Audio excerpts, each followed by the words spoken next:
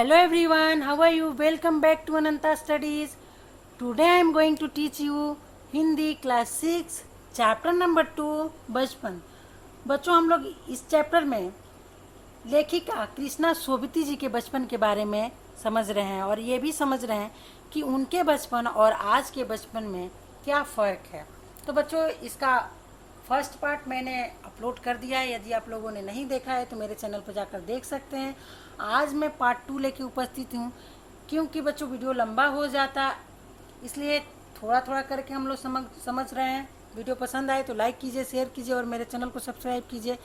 बच्चों, 4 to 10 मैंने हिंदी के कुछ चैप्टर अपने चैनल पर अपलोड किए हैं, प्लेलिस्ट बनाए हैं। तो आप लोग देखना चाहते हैं तो मेरे चैनल पर जाकर देख सकते हैं।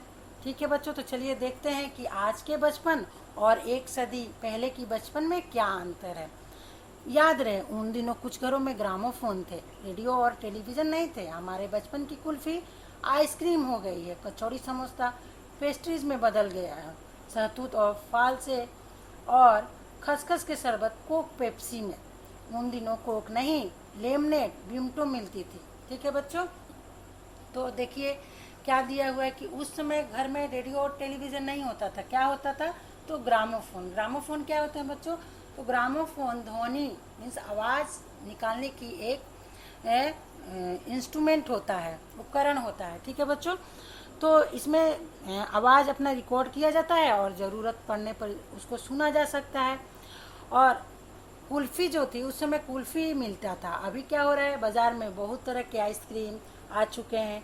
कचौड़ी समोसा के जगह पेस्ट्री ने ले लिया, बर्गर ने ले लिया, पिज़्ज़ा ने ले लिया। शहतूत में तूत एक फल होता है, फालसे मीन्स जामुन को फालसे भी बोला जाता है। खसखस के शरबत, ये तीनों के जगह क्या ले लिया है? कोक और पेप्सी ने। उन दिनों कोक नहीं थे। लेमनेड मीन्स नींबू पानी मिलता था, कोक का नामो निशान नहीं था।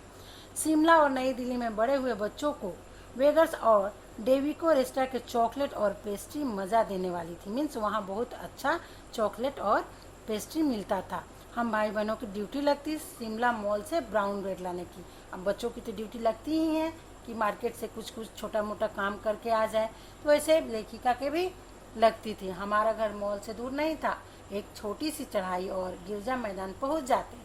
वहां से एक उतराई उतरते और मॉल पर कन्फेक्शनरी काउंटर पर तरह तरह की पेस्ट्री और चॉकलेट की खुशबू मन भावनी। मीन्स चॉकलेट और पेस्ट्री की खुशबू तो अच्छा होता ही है, सभी बच्चों को पसंद है। हमें हफ्ते में एक बार चॉकलेट खरीदने की छूट थी। सबसे ज़्यादा मेरे पास ही चॉकलेट टॉफ़ी का स्टॉक रहता। मैं चॉकलेट लेकर खड़े खड़े कभी न खाती, घर लौटकर साइन बोर्ड पर रख देती और रात के खाने के बाद बिस्तर में लेटकर मज़ा ले लेकर खाती। मीन्स जो लेखिका थी वे उसी समय चॉकलेट नहीं खाती थी, वे आराम से रात का खाना खाने के बाद बिस्तर पर लेट कर और अच्छे से मज़ा ले लेकर खाती थी। ठीक है, शिमला के काफल भी बहुत याद आते हैं, खट्टे मीठे, कुछ एकदम लाल, कुछ गुलाबरी रस भरी। कसमाल सोचकर ही मुंह में पानी भर आए। चेस्टनट एक और गजब की चीज़ है, आग पर भूने जाते और फिर छिलके उतार कर मुंह में। अब देखिए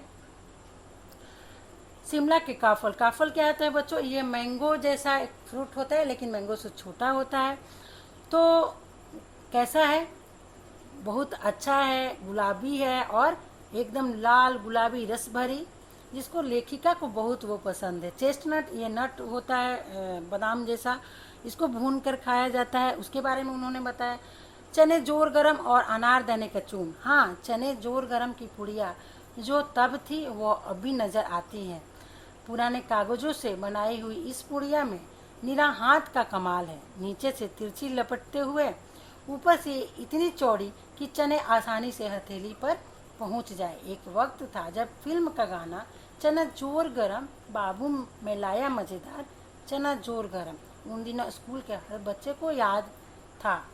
ठीक है, तो देखिए चने जोर गरम में चना जो उस समय कागज़ में, पुराने कागज़ में तिनकोना बना के जैसे दिया जाता था अनार का चूर्ण, वो अभी भी नज़र आता है कहीं कहीं, वहीं लेखिका बता रही हैं। और वैसे ही मिल रहा है, वो कला था एक वैसे मोड़ने का। और ये गाना जो मशहूर है उसके बारे में भी उन्होंने बताया। ठीक है, कुछ बच्चे पुड़िया पर तेज मसाला बुरकते, पूरा गिरजा मैदान घूमते तक यह पुड़िया चलती, एक एक चना पापड़ी मुंह में डालने और कदम उठाने में एक खास ही लय रफ्तार थी। मीन्स खाते खाते घूमना और मैदान में खेलना। चना खत्म नहीं होता, जितना देर वो लोग घूमते रहते हैं उतना देर थोड़ा थोड़ा करके खाते रहते हैं, उसके बारे में उन्होंने यहाँ बताया। छुटपन में हमने शिमला रिज पर बहुत मज़े किए, घोड़े की सवारी की। शिमला के हर बच्चे को कभी ना कभी यह मौका मिल ही जाता है। अब देखिए, छुटपन मीन्स बचपन में बड़े मज़े किए उन लोगों ने, घोड़ों की सवारी की। घोड़ा का सवारी शिमला में आम बात है, इसलिए सभी बच्चे कर लेते हैं इसका। हम जाने क्यों घोड़ों को कुछ कमतर करके समझते, उन पर हंसते थे। ननिहाल के घोड़े खूब हष्ट पुष्ट और खूबसूरत, उनकी बात फिर कभी। देखिए, अपने ननिहाल के घोड़े के बारे में बताया उन्होंने कि खूब हष्ट पुष्ट मजबूत थे और खूबसूरत थे, लेकिन उनकी बात कभी और बताएंगी। उन्होंने वहाँ के घोड़ों के बारे में बताया कि थोड़ा हम लोग कम समझते थे, उस पर हंसते थे। शाम को रंग बिरंगे गुब्बारे, सामने जाखू का पहाड़, ऊंचा चर्च की घंटियां बजती तो दूर दूर तक उसकी गूंज फैल जाती। लगता है इसके संगीत से प्रभु यीशु स्वयं कुछ कह रहे हैं। ठीक है बच्चों, तो उन्होंने शाम के बारे में बताया कि कैसे गुलाबी रंग बिखर जाता है, चर्च के में बताया, पहाड़ के बारे में बताया। ठीक है, और सामने आकाश पर सूर्यास्त हो रहा है, गुलाबी सुनहरी धारियां नीले आसमान पर फैल रही हैं, दूर दूर फैले पहाड़ों के मुखड़े गहराने लगे और देखते देखते बत्तियां टिमटिमाने लगी। रीच पर की रौनक और मॉल की दुकानें की चमक के भी क्या कहने। स्कैडल पॉइंट की भीड़ से उभरता कोलाहल। अब देखिए, यहाँ पर अब शाम हो गई, सूर्यास्त हो गया और नीले आसमान पर क्या अंधेरा छाने लगा। चारों तरफ बत्तियाँ टिमटिमाने लगी, मीन्स लाइट जल गए, दुकानें चमकने लगी लाइट जलने से।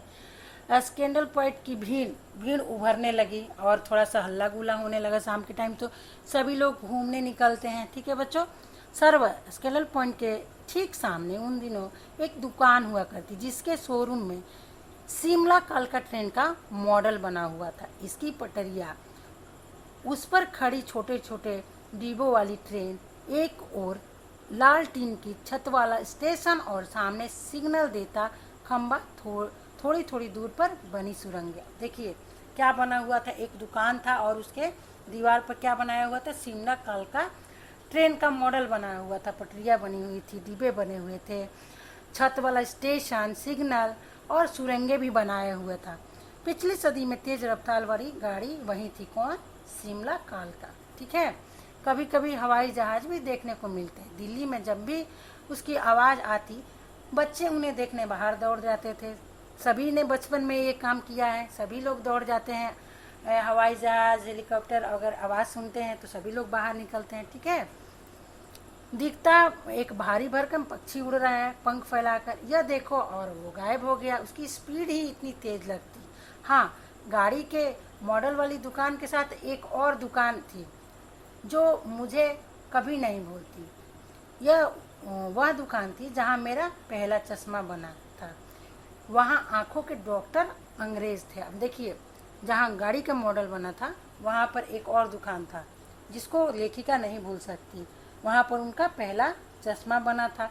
शुरू में चश्मा लगाना बड़ा अटपटा लगा। छोटे बड़े मेरे चेहरे की ओर देखते और कहते, आँखों में कुछ तकलीफ है, इस उम्र में ऐनक, दूध पिया करो।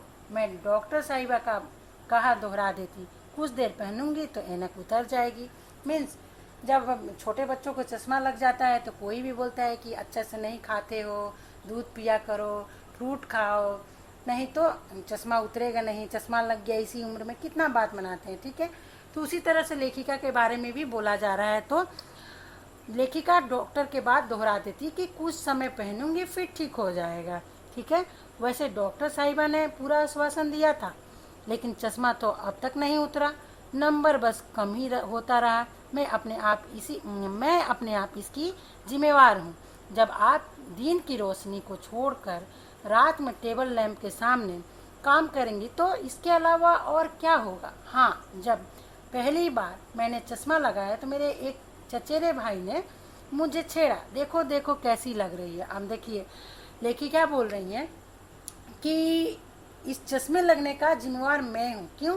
कि वो दिन के रोशनी में काम नहीं करती थी, रात के लैंप में काम करती थी। बच्चों, कम रोशनी में पढ़ने से, कम लाइट में अगर आप लोग पढ़ेंगे, कोई काम करेंगे तो आँखों पर जोर पड़ता है, जिससे आंखें खराब होगी और चश्मे लगेंगे, आँखों में दर्द होगा। तो यहाँ पर एक अच्छा संदेश दिया है लेखिका जी ने। तो उन्होंने बताया कि लैंप में बैठ के काम करने से ही मेरे आँखों में चश्मा चढ़ा। और उनका एक चचेरा भिन मीन्स चाचा का लड़का ने उनको छेड़ा कि देखो कैसी लग रही है चश्मा पहनने के बाद। ऐसे तो सभी भाई बहन करते हैं, है ना? आप लोग भी करते होंगे, है ना बच्चों? चलिए आगे देखते हैं। आँख पर चश्मा लगाया ताकि सूझे दूर की, यह नहीं लड़की को मालूम सूरत बनी लंगूर की। अब देखिए चचेरे भाई ने कैसे स्लोगन बना के बोल रहा है, आँख पर चश्मा लगाए कि दूर की देख सकती है, लेकिन लड़की को नहीं मालूम कि वो दिख रही है लंगूर जैसी, मीन्स बंदर जैसी दिख रही है। ऐसा उनके भाई चिढ़ा रहे हैं। तो उस समय तो मैं खीजी कि मुझ पर यह क्यों दोहराया जा रहा है, पर शेर बुरा ना लगा। अब देखिए ये सुन के लेखिका को गुस्सा आया, लेकिन उनको ये शेर अच्छा भी लगा। ठीक है बच्चों, जब वो चाय पीकर चले गए तो मैं अपने कमरे में जाकर आईने के सामने खड़ी हो गई। कई बार अपने को देखा, ऐनक उतारी, फिर पहनी, फिर उतारी, देखती रही, सूरत बनी लंगूर की। नहीं नहीं नहीं, हाँ, अब अपने में ही बातें कर रही हैं। जब कोई नया चीज़ आप लोगों को मिलता है तो आप लोग भी एक्साइटेड हो जाते हैं, उसको देखते हैं कि कैसा लग रहा है, कभी पहनते हैं, कभी खोलते हैं। उसी प्रकार लेखिका भी यहाँ वैसे ही कर रही हैं। आगे देखते हैं। मैंने अपने छोटे भाई का टोपा उठाकर सिर पर रखा। कुछ अजीब लगा, अच्छा भी और मजाकिया भी। अब देखिए, अब टोपा मीन्स टोपी, उन्होंने अपने चश्मा पहना और टोपी लगाकर देखने लगी तो कुछ अजीब भी दिखा और अच्छा भी दिखा और मजाकिया भी लग रहा था। तब की बात थी, अब तो चेहरे के साथ घुल मिल गया है चश्मा। जब कभी उतरा हुआ होता है तो चेहरा खाली खाली लगने लगता है। अब देखिए, अब तो उस समय आदत नहीं था, लेकिन अब तो लेखिका को चश्मे की आदत हो गई है। अब जब नहीं पहनती हैं तो चेहरा खाली खाली लगने लगता है। याद आ गया वह टोपा, काली फ्रेम का चश्मा और लंगूर की सूरत। अब उनको ये तीनों बात याद आ गई, वो टोपी, काला फ्रेम का चश्मा और लंगूर जो उनके चचेरे भाई ने बोला था। हाँ, इन दिनों शिमला में मैं सिर पर टोपी लगाना पसंद करती हूँ। मैंने कई रंगों की जमा भी कर ली है। कहाँ दुपट्टों को ओढ़ना और कहाँ सहल सुभीते वाली हिमाचली टोपियाँ। अब देखिए बच्चों, अब लेखिका को टोपियाँ पहनना पसंद है। अब वे दुपट्टा ओढ़ के नहीं घूमना पसंद करती हैं, उनको टोपियाँ सहज लगती है। सहल सुबीते हिमाचली टोपियाँ उनको ज़्यादा पसंद है। वो टोपियों का कलेक्शन, बहुत रंगों की टोपियाँ अपने पास जमा कर ली हैं। तो ये था लेखिका की बचपन की कहानी। बच्चों, आपकी भी बचपन बहुत अच्छी होगी, आप लोगों को भी अपनी बचपन याद आ रही होगी। तो बचपन, आज का बचपन यहीं पर ख़त्म होता है। तो मिलते हैं नेक्स्ट वीडियो में। वीडियो पसंद आए तो लाइक कीजिए, शेयर कीजिए और मेरे चैनल को सब्सक्राइब कीजिए। तब तक के लिए बाय बाय।